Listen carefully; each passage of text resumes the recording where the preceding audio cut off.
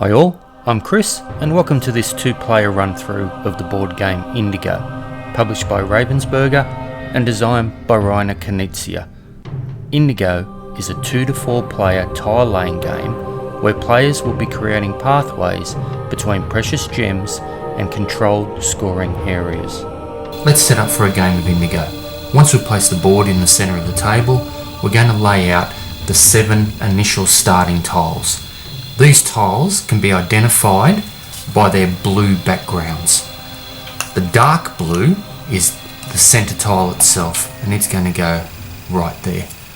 All the others are identical, and they'll go in these places around the outside of the game board.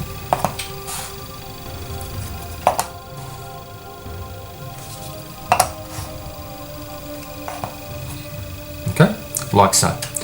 Next, you're going to shuffle the 54 route tiles and place them in an area accessible to all players. Each player will then choose one of 4 player screens in their select colour.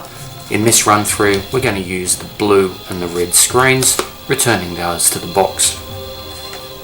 Players will use these screens to keep their route tiles secret from other players.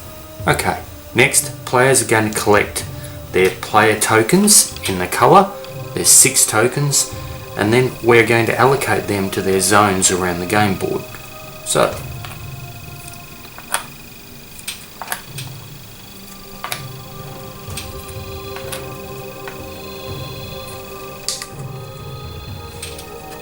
with a 2-player game, we're just going to set up like this, just in alternating colours. Okay, so now we're going to place a blue sapphire on the central tile. Next, we're going to place 5 green emeralds around the sapphire.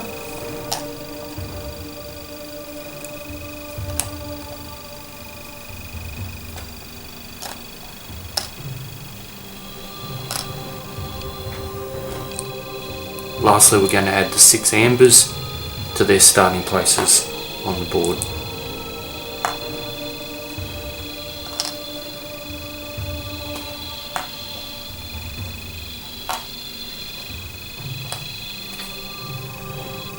Each player will now take 1 tile each. Just for convenience, I'm going to set the game mats for the player aids here, laying down. So we're just going to condense these up into these piles.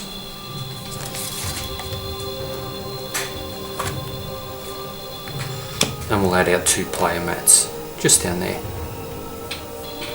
And their starting tiles. The remaining gems can get returned back to the box. If you are playing in a 3 or 4 player game where you do have shared zones, you will need the extra gems as people will be needing additional from the supply. Okay, so red will go first. On red's turn, first part of their turn is they're going to place their tile somewhere on the board. So what they're trying to do is get the gems to their zones. So case in point, if we put this down here, that's the first part of your action. Second part is moving any gem that's linked to that pathway. Once that part of the turn structure's down, it's just a case of replenishing a new tile for the next turn.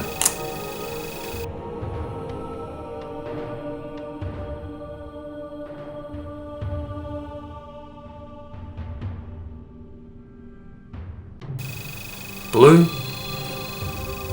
Now, this is a good time to show this example. The one rule that you cannot place a tile is if you are going to close off a zone. So there's little markers on the board itself just as reminders of this. So a tile like this, that would be an illegal move because you're closing off access to these 2 zones. That's the only rule with tile placement.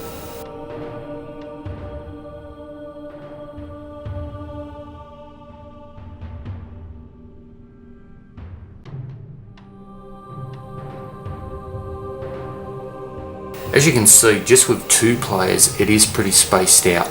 With 3 or 4, things get a lot hectic, a lot faster. Red's turn. Okay. Red doesn't want to do that because he's going to be sending the yellow to his opponent, but he can do that. So when there's two tracks like that, you're just going to move both. If at any time a tile is placed and two gems are on the same pathway and they do collide, then they are both removed from the game. Replenish the tile. Okay, so blue's going to score the first points for the game. Going to advance this amber down to there. He's going to score. Amber's worth 1 point each. Emeralds are worth 2, while the sapphire is worth 3. Now the rule with the sapphire is you cannot move the sapphire till all the emeralds have been moved beforehand.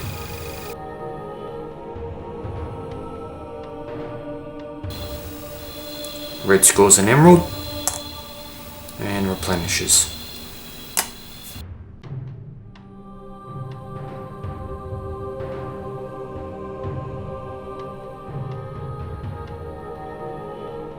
Now with this game you've always got the balance of, do you work solely for yourself, getting the gems closer to your spot, or do you hinder with the placement of your tile someone else? So it's always that nice balance of choice of what to do.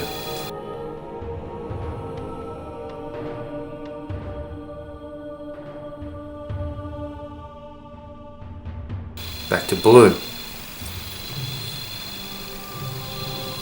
Okay, so blue is going to score their emerald. That's 2 points, gives them a total of 3 so far, and they replenish the tile. So as you saw, you don't have to return the gem to these 2 points on the map. Basically, any zone between here belongs to the blue player or red player, vice versa.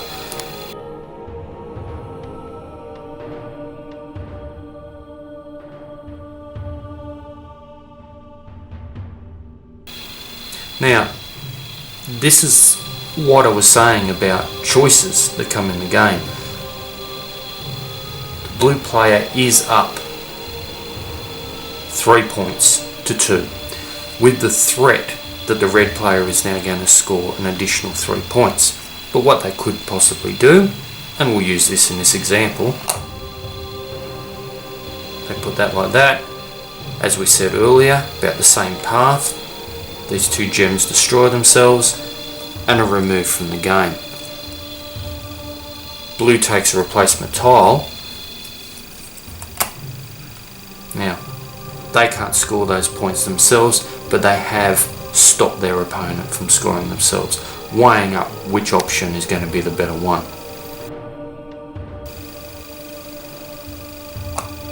Okay, red's going to return the favour and try and take this emerald that blue had their eyes set on, and takes a tile.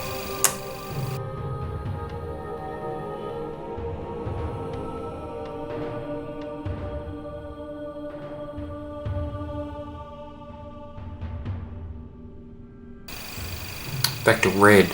Now, because the sapphire is on its own now, it can be removed from that center tile.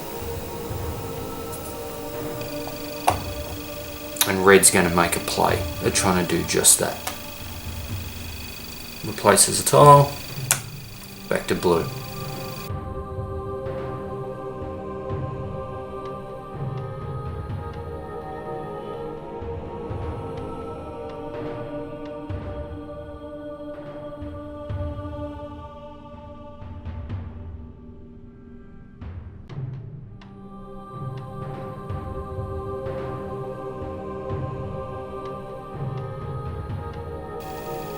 The red player scores the sapphire,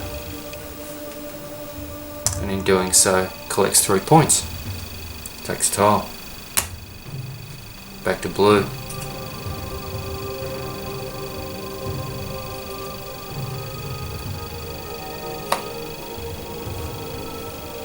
Blue edges forward again with another 2 points.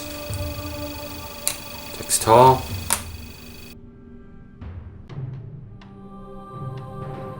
Put back to blue.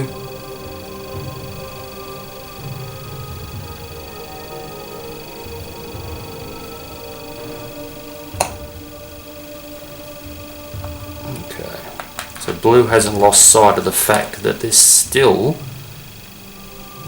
4 ambers on the board, so in essence 4 points. Takes their replacement. Okay, back to red.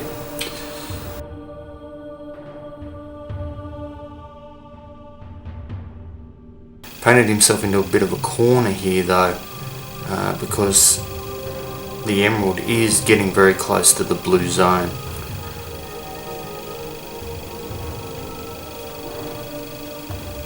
For the time being, this might work down on this amber. It takes replacement. Back to blue. Blue's going to try and take advantage of this here and capture this emerald. Meanwhile, the amber is still in play as well. It takes replacement tile.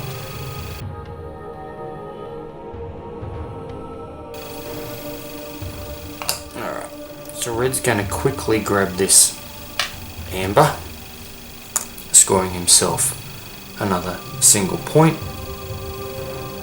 Takes a replacement tile.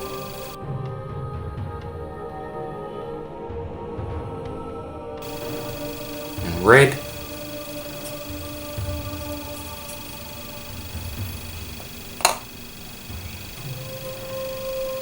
scores another amber.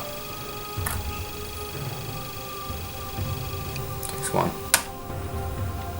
So the pressure's now on blue. Blue really needs to secure a couple more gems. Starts off by capturing this emerald. It's another 2 points.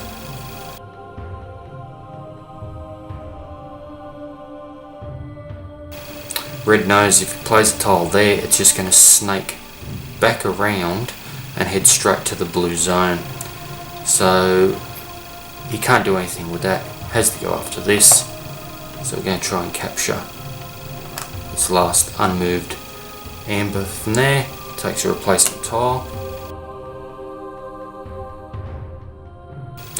Blue's pretty confident they can salvage that. This is a problem. They need to get that well clear of here. So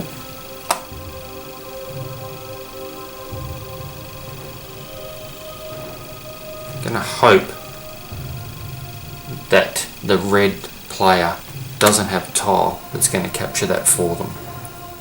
Then we see if on the red player's turn they did. So straight to their zone and scores another single point. Replenishes tile. Back to blue.